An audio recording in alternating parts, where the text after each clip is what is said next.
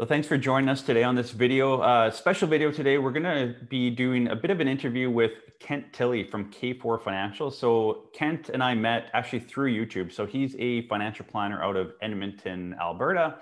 One of the good guys, as Kent would say.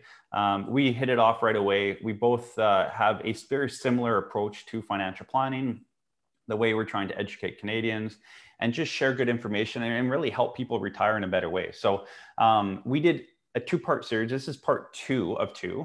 Part 1 is on Kent's channel. So check that out. We'll put a link below as well. But in this video, we're going to ask Kent just a situation he's come across in his workplace with prospective clients. But first, I want Kent just to introduce himself so that you guys can get to know him. And again, we'll put a link to his channel below. Make sure to check him out. He does a ton of great videos. He's been on YouTube much longer than I have. He has a ton of videos out there. We kind of cover off a lot of the same topics, but a bit of a different angle on everything. So it's a really nice complementary channel to each other. And that's, I think, why we've really hit it off. And again, same philosophy. So Kent, just maybe a quick introduction on yourself. Yeah, thanks, Adam. Thanks for having me. It was Adam reached out early on. He started his channel like 4 years after mine, but his production value is very high and he does a very good job. And he's done a ton of videos. And I watched him at first. I was like, man, this guy, you know, he knows what he's doing. And I got a little worried, but then we matched it. I'm like, he's a good guy. I like him, you know. And so we started chatting, and it's very good to meet Adam. I like all of the good people in this business. He's going to bring a little bit more energy to his videos than I do. I try and make mine a little bit funny and quirky. It was sort of my stick with the videos because I'm also a stand-up comedian in my spare time. Not that we do much of that anymore, but we are putting a free show on Saturday. 3 of my very funny stand-up comedian friends are going to be just doing a free show on Saturday for anybody that wants to tune in. K4 Financial. Check it out. Should be very funny because all 3 of these guys are hilarious. And at the end of the day, we just want to teach as many Canadians as we can about money and make sure everybody sort of has that information to arm themselves and then, you know, be in a better position because they found us. That's it. Beautiful. And yeah, we'll put a link below to that live stream for this Saturday on the comedy stuff that you're doing, which is amazing. So yeah, well, hopefully. I mean, it'll be weird. We're just standing and like, I mean, I'll laugh no matter what. So yeah. I mean, they are hilarious, right? So we'll see, but it'll be weird because it's not fun, right? Like it's so fun to do it in front of people, but totally not quite the same feedback. It's like being on YouTube. Yeah, it took a while, like to pretend to tell jokes to the camera by myself in like the spare bedroom in my old house. I was like, I hope somebody thinks that's funny, but only like 5 people watched for the first few years, so it didn't really matter. Yeah, you got 5 people in your family then. Yeah, well, but they don't watch. My mom's probably never seen one of my videos. I know my wife doesn't watch them. Well, let's jump into it. So yeah, we started talking a couple months ago and we thought doing videos like this are going to help Canadians just, you know, see what we bump into, see how we can help you. You know, the idea is, you know, leave comments below in this video or in part 1, just about, you know, if you enjoy these videos, if you want to hear more, and Kent and I will do more of these videos and just run through scenarios that we've kind of bumped into and where we've been able to help and just things we see in this industry. Kent and I have been in the industry both a long time. We've seen a lot of stuff. We understand how this business works. And it's not always great, like things we bump into. And Kent, you have a story about this that I'd love you to share on the channel.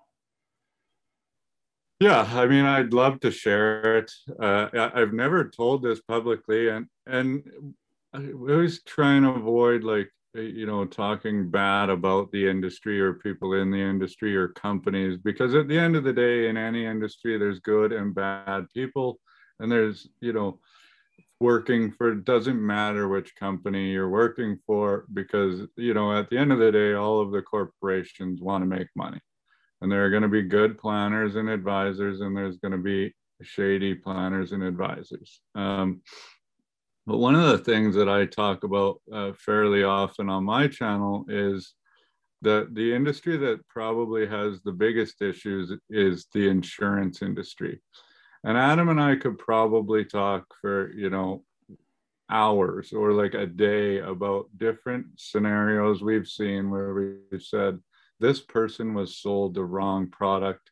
And we know for a fact that it was only sold to line the pocketbook of that insurance salesman. So it was just based on generating a good commission for the salesperson. And that's it. And it's really troublesome because it gives us a bad name when we know that, the risk management portion of a financial plan is such an important part, and covering, life insurance needs and disability and critical illness is so important.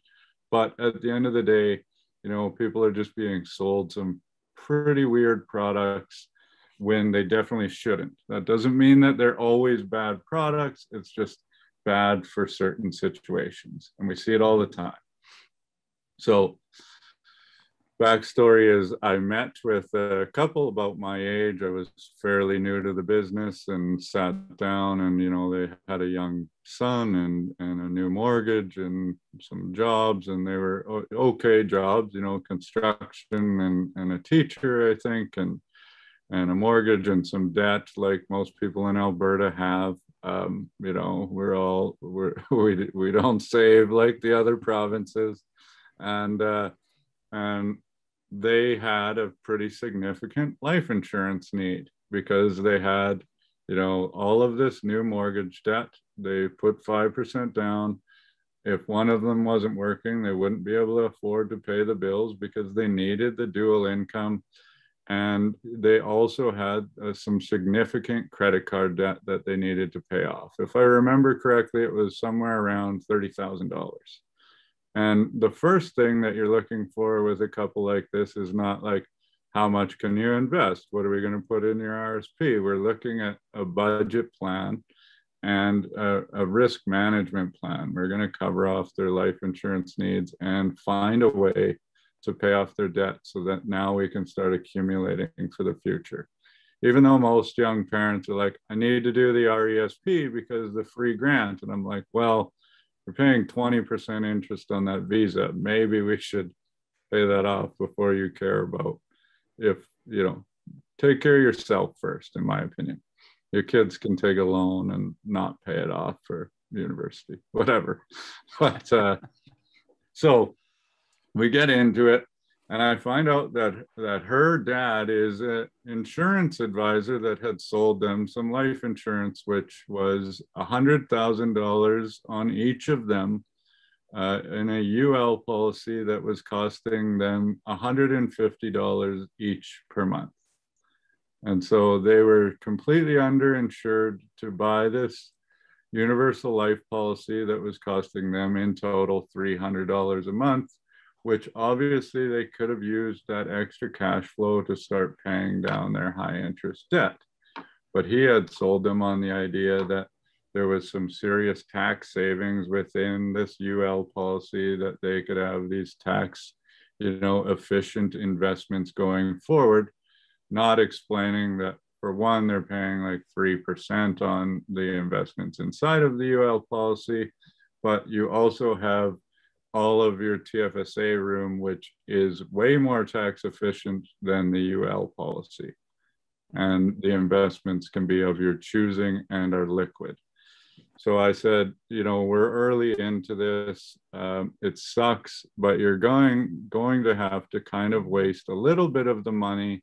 We should cancel this policy, free up the money, get you each $500,000 worth of life insurance for, I think it was like $30 each or less for, term 10, because I just wanted to keep the cash flow, high, get some critical illness insurance to cover just in case. And so I was going to free up $180 a month, get them really good coverage for $120 a month, and then start paying that down, and then start looking at planning, a couple of years down the road once we had sort of sorted through the things and gotten through like the childcare ages where, you know, we just can barely afford to live because we're trying to like pay for daycare and work and whatever, just juggle everything. And so she went and talked to her dad, and her dad was like, no, you know, that's a really bad idea because they're changing the tax laws in this country and the tax efficiencies for this. And at the end of the day, it was like your dad sold you something to make, you know, $3,000 or $4,000 one time off of you that was terrible for your future. Yeah. And I'll never, it'll bother me for the rest of my career.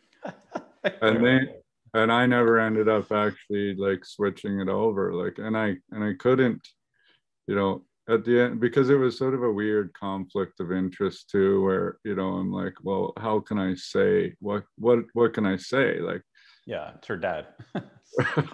So it was a tough one, but we see it all the time, right? Where there's cash flow issues, but just way overpaying for coverage, like that is necessary, but you're paying for the UL policy just because the advisor wanted to make a good commission instead of doing the right thing for you.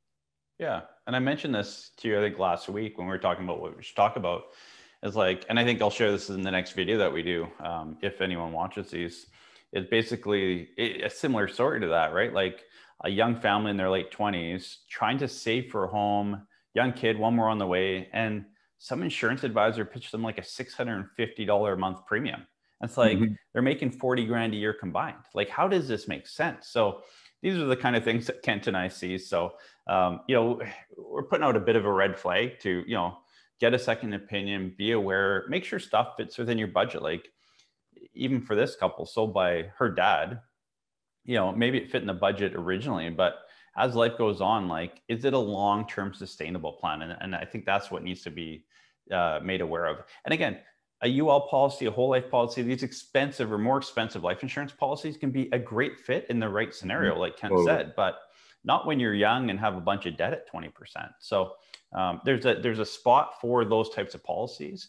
The majority of Canadians, I think you'd agree with me, Kent, like they need term 10, term 20, maybe term 30 or term 65, like just a basic term policy to cover off their debt and when they're raising a young family. Yeah, 100%. All I have right now is term, right? Like, but in the corporation, I'll buy some permanent stuff for estate purposes or tax planning, but that's a totally different ball game, right? When my wife and I just had our son, it was like cover off the need. So when you're doing insurance planning, it's first we look and we say, what is your need?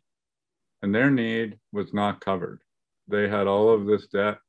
They, you know, wouldn't be able to survive had one of them passed away. And we needed to cover the need, which wasn't. And then what does your budget support? And that's how you pick the product. Not let's pick the product first and then find a way to pay for it. Yeah.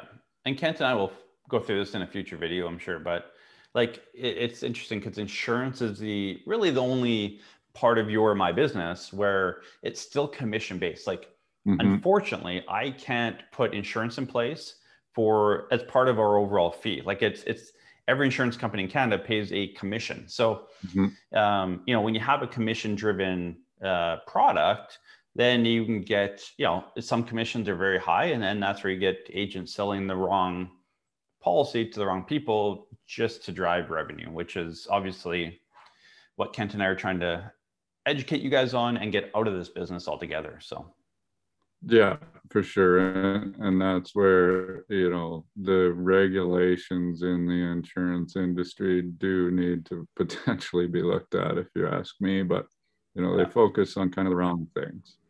Did you fill out this piece of paper correctly, or did you sell a person the completely wrong thing? They care more about the piece of paper. Yep. And wasting our time. Yeah. But yeah. whatever. But thank you Yeah. so much for having me, Adam. Hopefully, some of my audience checks out your channel and vice versa, because, like I said, Adam's one of the good guys, and I like to learn from him, and we'll continue to do this if you guys are interested, for sure. Mhm. I could talk to other fellow advisors all day about these types of things, so it'll be fun to keep it Maybe going. down the road we can do a YouTube live and just have people ask questions live to us. That'd be fun. That'd be fun too, for sure. I Yeah. might So give my take versus yours. totally. So if you're Uh, watching this on YouTube and that's something you'd want to see, is for Kent and I to do a YouTube live where you can actually ask your questions live on air. Leave a comment below. Let us know if you're interested in that, and we'll maybe try and tee that up in the next month or so. So Beauty. anyway, Kent, thank you for joining us again. This is video 2. Video 1's on Kent's channel. We'll link that below. Make sure you check that out.